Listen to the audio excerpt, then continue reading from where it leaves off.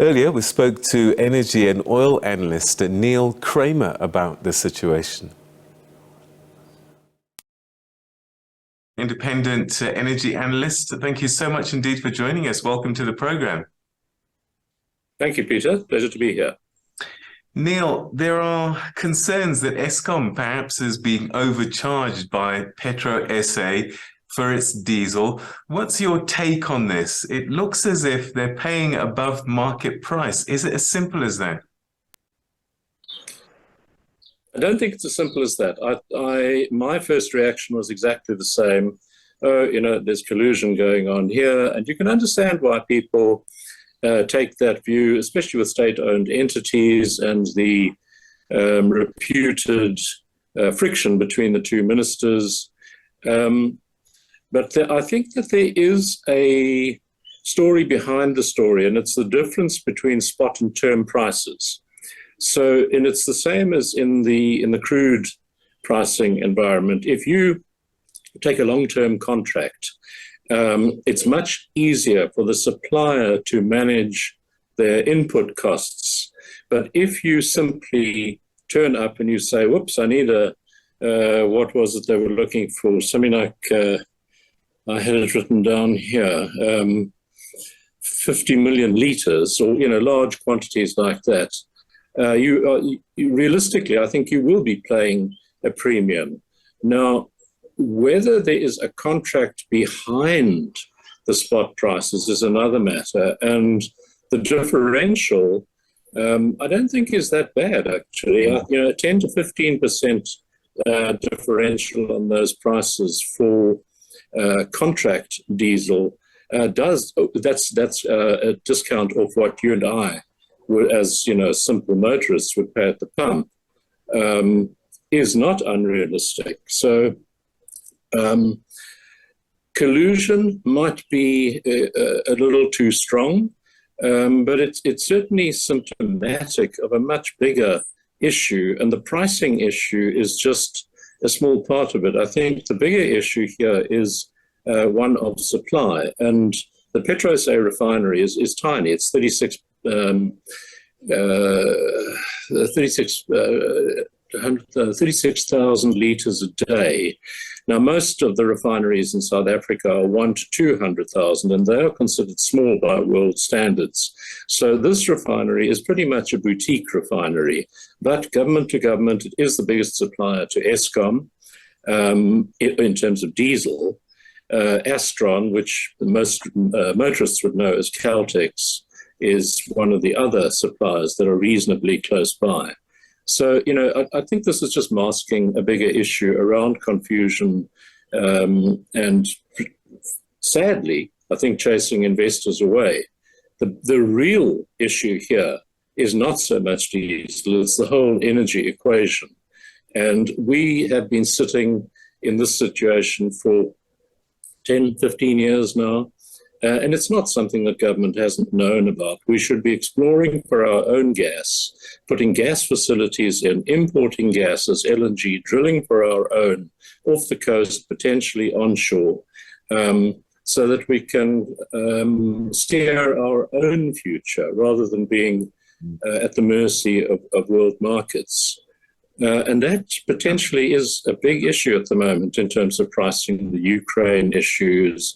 We came through COVID. So I think I heard from the executives at Petrosa that were suggesting, and I think you mentioned it, this contract pricing where the difference was because of when Petrosa land the fuel and when Eskom actually purchase it, and that they're sitting in their tanks with fuel that they've bought at a certain price. In between, the markets shift significantly, but they still have to sell at the price that they bought.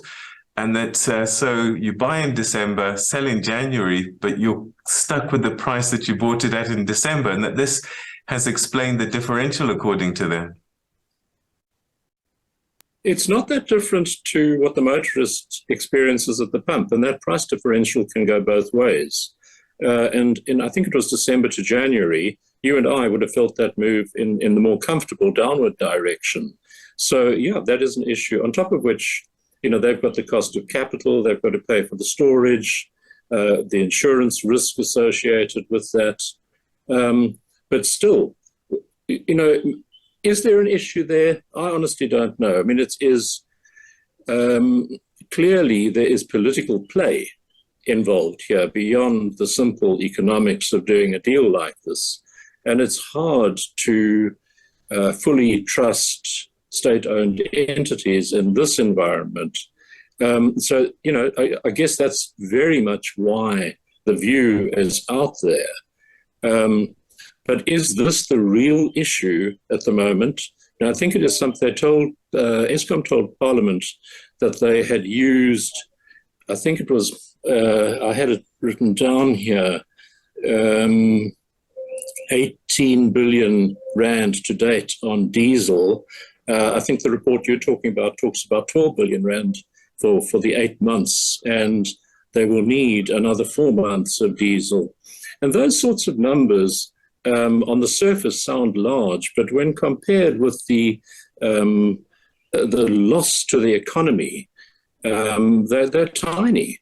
And the real issue here has surely got to be how the government transfer money from one department to another and simply find it. With interdepartmental squabbling over where the money is going to be coming from, and we're losing these sorts of numbers of 4 billion rand per day to the economy at stage 6. This is just crazy. There has to be a simpler solution, and that's got to be done through cabinet and cabinet integration. The president needs to do that. Could forward planning be something that could help stabilize and fix a price?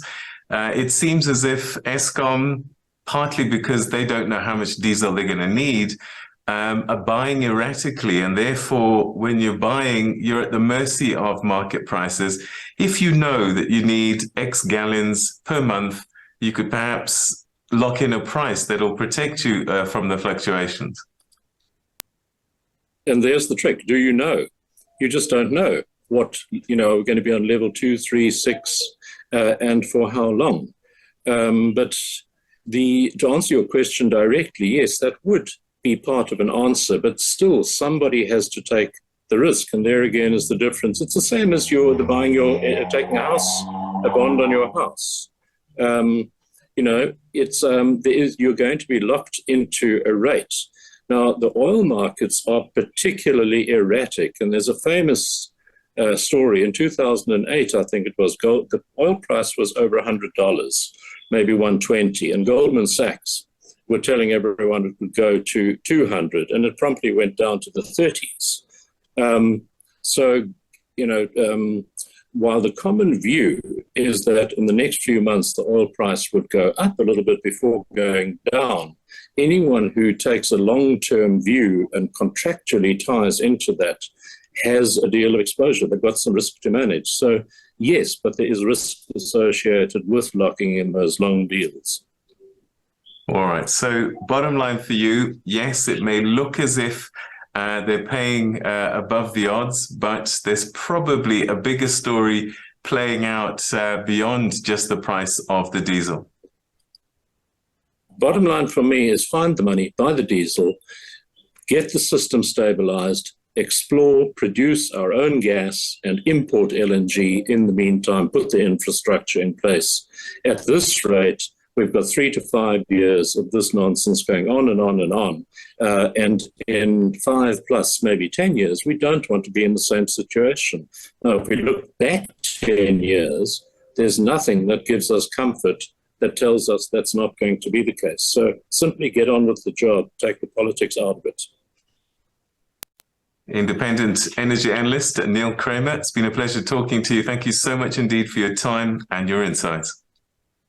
Thank you, Peter. All the best.